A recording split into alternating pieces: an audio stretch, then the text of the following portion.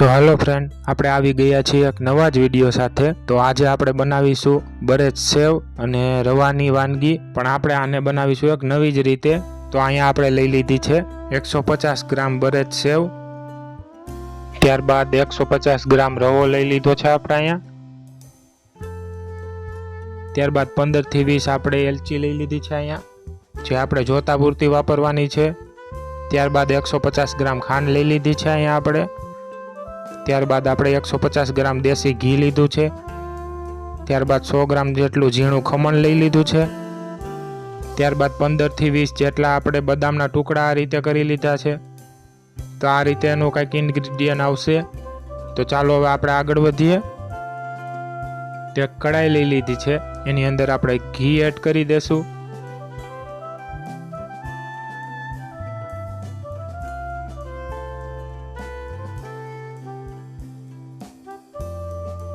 અને ઘી ગરમ થઈ ગયા બાદ આપણે એમાં રવો એડ કરી દેવાનો છે,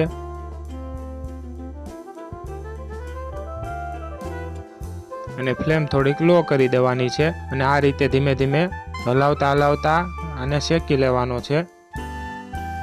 ઘી છૂટું ન પડે ત્યાં લગી આ રીતે આપણે શેકવાનો છે।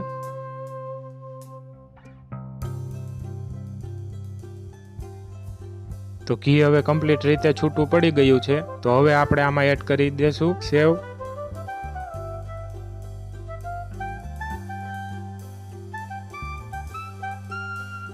સેવ એડ કર્યા બાદ આપણે આને સરખુંથી મિક્સ કરી આને પણ થોડુંક શેકી લેશું।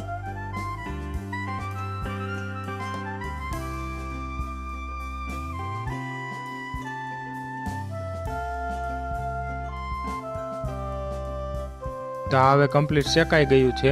તો હવે એને એક આપણે બાઉલમાં કાઢી લેવાનું છે।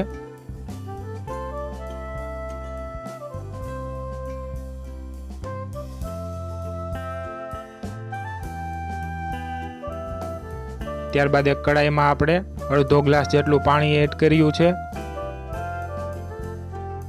ત્યારબાદ આપણે જે ખાંડ હતી એ બધી આમાં એડ કરી દેશું, અને આની આપણે એક ચાસણી બનાવવાની છે।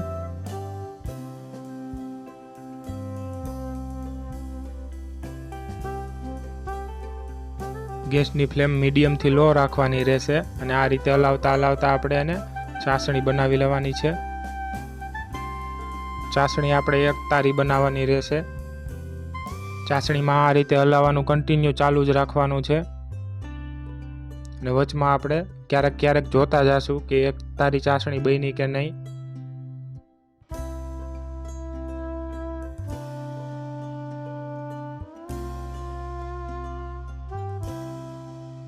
આ રીતે આપણે એને જોઈ લેવાનું છે કે એક તારી ચાસણી બની કે નહીં।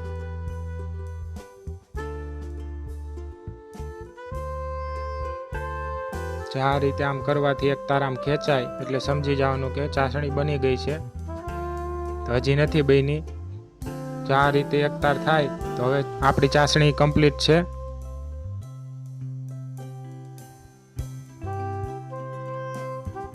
તો હવે આમાં આપણે એડ કરીશું સેવ અને રવો જે આપણે શેકી લીધો હતો, ત્યારબાદ ખમણ એડ કરીશું,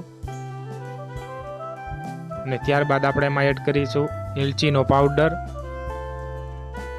અને ધીમે ધીમે આ બધું આપણે શેકી લેવાનું છે। તો આમાં પાણીની પણ જરૂર પડશે। ચાસણી બધી એબ્ઝોર્વ થઈ જાય ત્યારબાદ આપણે એમાં થોડું પાણી એડ કરતા જશું।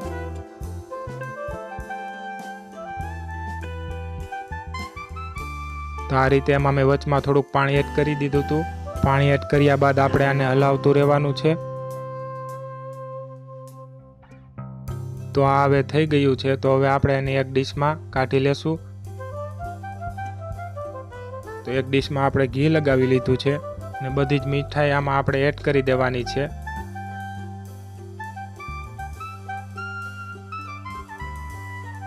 અને સરખેથી આ રીતે આપણે એને પાથરી દેવાની છે। તો કમ્પ્લીટ આ રીતે મેં પાથરી દીધી છે। તો આને થોડી વાર આપણે ઠરવા દેવાનું છે, અને હાવ ઠરવા નથી દેવાનું, અને ત્યારબાદ આપણે આનું કટિંગ કરીશું।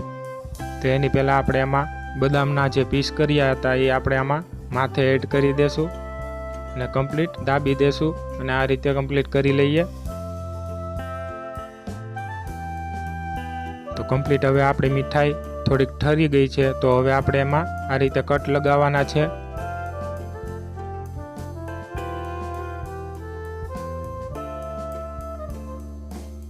હું આમાં આ રીતે કટ લગાવું છું. તમે આમાં ક્રોસમાં પણ કટ કરી શકો છો અને ચોરસ પણ કટ કરી શકો છો.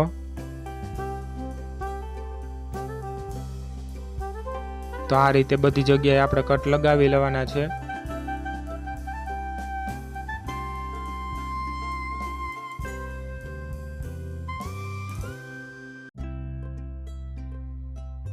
તો આ રીતે આપણે એના પીસ કરી લીધા છે. તો મિત્રો ચોક્કસથી આ મીઠાઈને ટ્રાય કરજો, કેમ કે દેશી ઘીથી બનેલી છે એટલે એકદમ ટેસ્ટી અને સરળતાથી અને ઓછા ટાઈમમાં બની જશે.